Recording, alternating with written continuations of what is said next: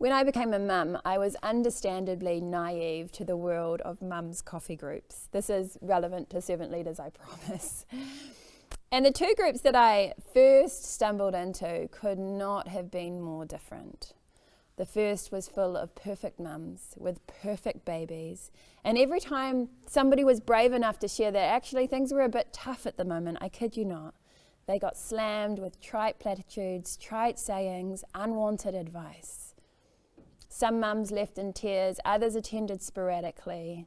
Many never came back at all. There were complaints laid against the facilitator. It was all round a pretty negative experience. The other group I stumbled into could not have been more different. It was beautifully rugged and raw. No one had a perfect baby. Everyone was struggling with something: feeding issues, sleeping issues, relationship issues. And when somebody shared, they were listened to. Advice was only given when asked. Empathy ran deep, even when parenting philosophies were polar opposites. Respect was shown, care was shown.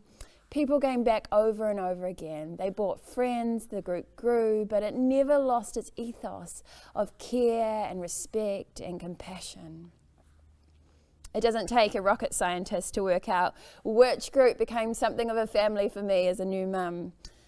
And it turns out that people are people regardless of what kind of groups they're in. New mums, sports teams, or sitting around the servant leaders table. We all want to be a part of the second group. We all want to be a part of the second kind of team. A team where we're supported, a team where it's safe to be honest and real. A team where wins are celebrated, where problems are solved collaboratively, where conflict is never threatening. In the world of mums, it's called a great coffee group. In the world of business, it's called a high-performing team, because it's a surprise to no one, actually, that those teams outperform every other one every single time. And in the world of church, it's called the servant leaders group. It's the kind of group that you can become if you're not there already. So, how do we get there? We start with a bit of reflection, and you're not going to share this with anyone, even the person next to you, so allow yourself to be brutally honest, completely committed to reality here. Take a moment to reflect and think, how do you feel about the group dynamics of your group? Do you feel safe, supported, energized, able to speak your mind freely? Are there topics in your group that are out of bounds, that are a little awkward? Are there high levels of collaboration and innovation and energy amongst your group? Do you look forward to coming to servant leaders meetings? Do you have a really clear idea of what God is asking you to go after as a group? Take a few minutes to reflect on that, to think about that. And again, you're not going to share this, so be brutally honest. Be really real with yourself for a moment.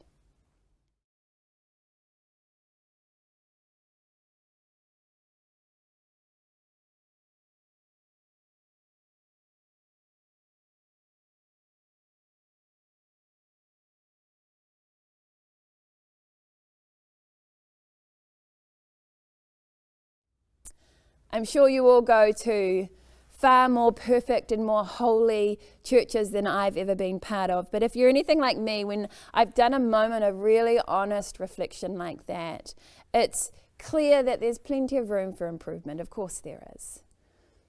But I've also in those moments been at a loss as to how to change anything. How do we get to this seemingly utopian version of a leaders' meeting? There's no end to the number of models that we can look at that are really helpful as we diagnose these problems. But one that I found particularly helpful over the years is Patrick Lencioni's 5 Dysfunction of Teams. Patrick Lencioni is a Christian guy. He's worked in the business world and with church teams. And while we'll borrow a lot from his work today, actually, if you look at the research and you look at the literature, there are many, many commentators that use the same basic 5 principles. They just use different language, different terminology, different order. But what I like about Patrick Lencioni's work is it helps us to really diagnose, to really pinpoint the next step, if you like, of what we can work on. And so let's dive into the 5 dysfunctions of team. The first dysfunction is the lack of trust. And by that, Patrick Lencioni and many other researchers mean the kind of trust that makes the team a safe place. A safe place to say things like, I don't actually know what to do here. Or, I made a mistake and I'm sorry. Or even, actually guys, there's a whole lot going on in the rest of my life right now, and I'm struggling to be fully present in this meeting. It's the kind of trust that, regardless of whether you're at your very best or your very worst, the other people around the table are fundamentally on your team and you know it. A guy called Simon Sinek uses the example of those heroic stories from the military where one man runs into oncoming fire to save his buddy. And it doesn't matter every single time when they're asked, why did you do it? It doesn't matter whether it's fiction, doesn't matter whether it's in the movies or real life interview. They always say the same thing.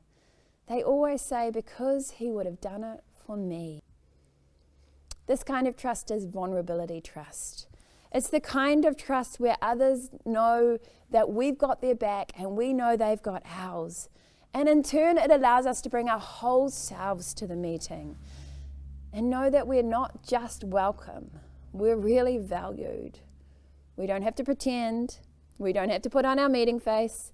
We don't have to be anyone other than who we fully are. And lack of trust is the first dysfunction for the simple reason that everything else is built on it. You'll see what I mean as we get into the next dysfunction, which is fear of conflict. And this one is huge for church teams. It's huge because somewhere along the line, we all fall prey to what a friend of mine calls terminal Christian niceness. We've bought into the fact that we have to be nice to one another, which is lovely. But you tell me, which is nicer? Scenario 1, where you know that I know and I know that you know we're on the same team and I am fully for you. And even though I disagree with your idea of the theological importance of using the Egyptian nose flute in worship or some such thing, I am fully for you. And I can disagree with your idea knowing that we all know we're on the same page and that we just disagree on the idea. Which is kind of scenario 1. Or scenario 2, where instead of disagreeing with you in the meeting, I keep quiet. I secretly grumble behind your back about your crazy Egyptian nose flute idea. I encourage other people who don't like your Egyptian nose flutes. I mean, whenever you bring it up in the meeting, I just change the topic because you have to bring it up multiple times because you don't feel heard. Seriously, which is kinder? Scenario 1, where we can have an open, honest, safe conversation about different points of view. Or scenario 2, where everything goes underground. Instead of being honest about the fact that I disagree with you, I just resent the fact that you keep bringing it up. And you wonder why I'm being so distant and dismissive. You see, if we don't engage gracefully and safely in ideological conflict, it almost always, over time, ends up in relational conflict. The third dysfunction is lack of commitment. You begin to see how these all begin to build on each other because when people don't weigh in, they don't buy in. Here's the remarkable thing about people. If they feel like they've been heard, truly heard, that their input has really been listened to, if they feel that they've been respected and had a valuable contribution, they can and likely will support a decision even when they disagree with it. But when people don't feel heard, and when the group makes a decision that they aren't fully on board with, then when something goes wrong, they help in what Lencioni calls dinosaur arms. They go, oh, let me help you with this. Oh, no, can't quite reach. Oh, well, it didn't work out. So sad that didn't work out. If people don't weigh in, they don't buy in, which leads us to the fourth dysfunction of team, lack of accountability. And again, this one falls prey to terminal Christian niceness. You said you were going to do something. I noticed that you haven't done it. But instead of holding you accountable, well, I keep quiet because I'm actually just a little bit worried about the relational fallout from saying something. When we hold each other accountable to the things we've agreed on and said we'd do, then we start to see real results, which of course leads us to the final dysfunction, which is inattention to results. And here again, I think churches are particularly guilty of this. If we are not crystal clear on what it is that God is calling us to do in our neighborhood, what He's calling us to go after, then you'll never be able to check whether you're actually achieving it. And even if you are crystal clear on it and you're not bothering to check whether you're achieving it, well then quite frankly, you and I might as well just stay home with a good book and a good cuppa instead of coming to servant leaders meetings. And it's difficult as Christians and in churches because we don't like to play the numbers game. We don't like to be the judge of what God is doing in other people's lives. And so we never look at the results, but it's a fatal flaw. If God has called you to do something in your neighborhood, then we need to be checking that we're achieving that. So, I know I've gone through that with ever increasing speed, but let me ask you, what were the moments of resonance for you? What were the aha moments? What do you guys need to work on?